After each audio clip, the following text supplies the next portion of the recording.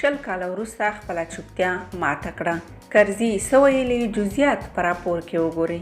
السلام علیکم د ریحان نیوز میډیا قدرمنو لیدونکو ستړي مشئ.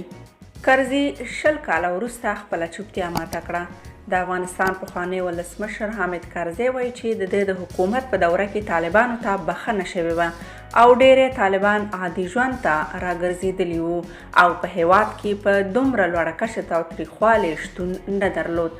خو د امریکا د حملو دوام د دې سبب شي چې طالبان بیا جګړې ته مخه کړي. حامد کرزي پرون د خپلو خبرو په جریان کې د طالبانو د دورې په هکله هم خبرې وکړې.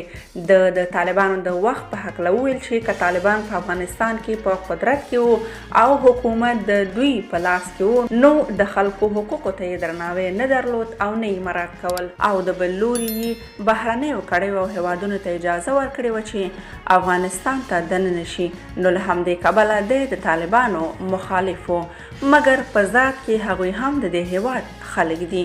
کرزي زیاته کړه چې کله د حکومت راغی او افغانستان ته جمهوریت راستون شو نو په دې ډول د یوه پلوه ټولو طالبانو ته عفوه او بخښنه وکړه. کرزي وایي چې ډېری طالبان د ده له عفوې خوښ شول، راغلل او آرامه ژوند یې پیل کړ.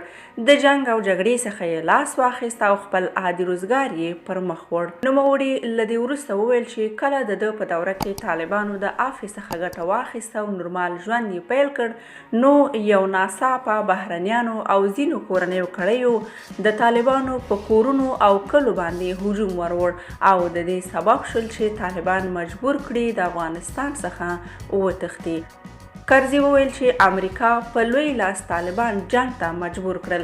د زیاته کړه چې د امریکا او ځینو کورنیو کړیو له لوري د افغانستان د خلکو په وړاندې یو نوی جنگ پیل شو چې دې جنگ ته د طالبانو په وړاندې د جنگ نوم ورکړل شو. دغه پخواني ولسمشر وړاندې وویل چې له همدې کبله د طالبانو ته د ورور خطاب وکړ ځکه چې هغوی هم د دې خاورې سره تعلق لري او د همدې هیواد خلک دي. قدرمنو لیدونکو هیله ده چې راپور به مو خوښ شوی وي.